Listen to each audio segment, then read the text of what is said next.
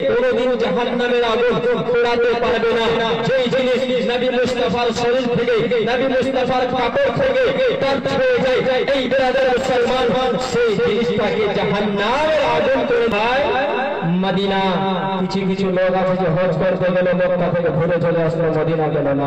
এই বিরাদার মুসলমান শের বলছেন কে মদিনা মদিনা আশিক মুমিনের ঠিকানা, মদিনা মদিনা আশিক মুমিনের ঠিকানা, মদিনা মদিনা আশিক মুমিনের পোড়াতে পারে না, জাহান্নামের আগুন কোনদিন জ্বালাতে পারে না। এই বিরাদার মুসলমান, সেই জন্য হযরত ওয়াক্কাসা একটা সুযোগ ছিলেন, যে সুযোগটা আমি কবে পাবো, আমি নিজের কাজ খানা করে নেব। বিরাদার মুসলমান সুযোগ পেলেন, যেন মোহরে নবুয়তকে চুম্বন দিয়ে দিয়েছিলেন। এই বিরাদার মুসলমান, আজকে আমরা নবীর প্রেমিক কিরকম হয়েছি, আজকে আমরা নবীর দিওয়ানা কিরকম হয়েছি, নবীর মস্তানা কিরকম হয়েছি। আজকে তো আমরা মুখে মুখে বললাম नबीर दीवाना, नबीर आशिक, पीर का दामन नहीं छोड़ेंगे, गौस का दामन नहीं छोड़ेंगे, पीर का दामन नहीं छोड़ेंगे, और मस्जिद में भी नहीं जाएंगे, 5 वक्त का नमाज भी नहीं पढ़ेंगे। बिरादर, आप और हम मस्जिद नहीं जाते हैं, नमाज से बहुत दूर है।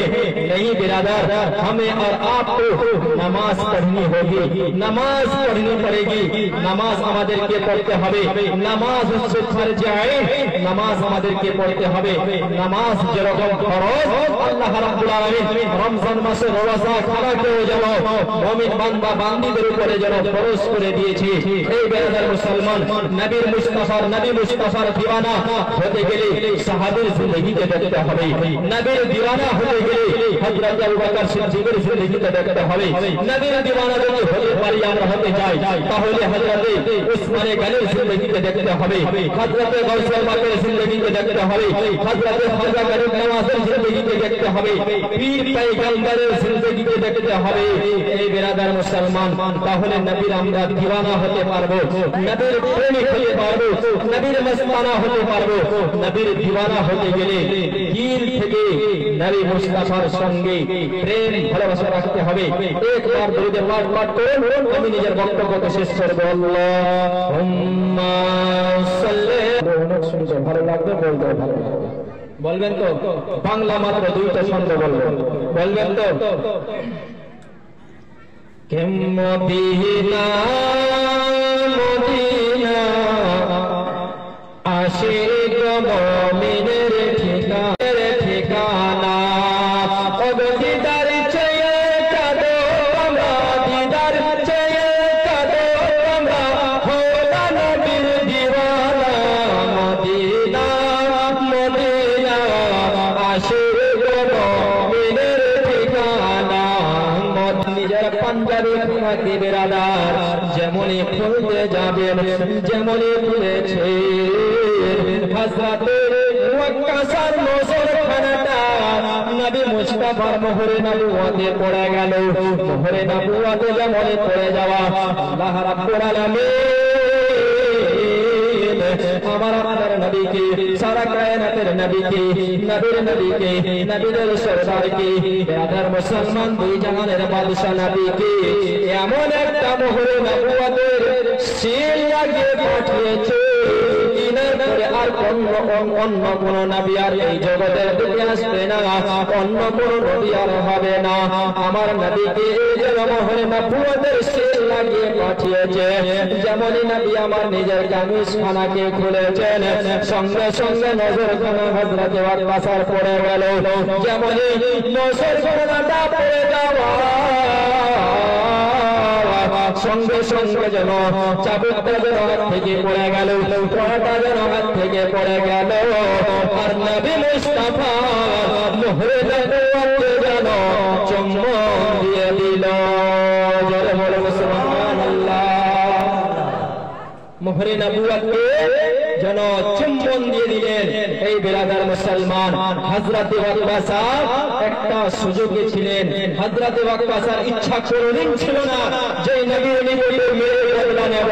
এই বিরাদার মুসলমান, সে একটা সুযোগ পেয়েছিল যে মোহরে নবুয়তকে টাচ করতে যদি আমি পারি তাহলে আমার শরীরকে কোনদিন জাহান্নামে, আমার বেটির ঘরের মধ্যে সেই কড়াটা রাখা রয়েছে, সেই কড়াটাকে তুমি আমার নিকটে নিয়ে এসো।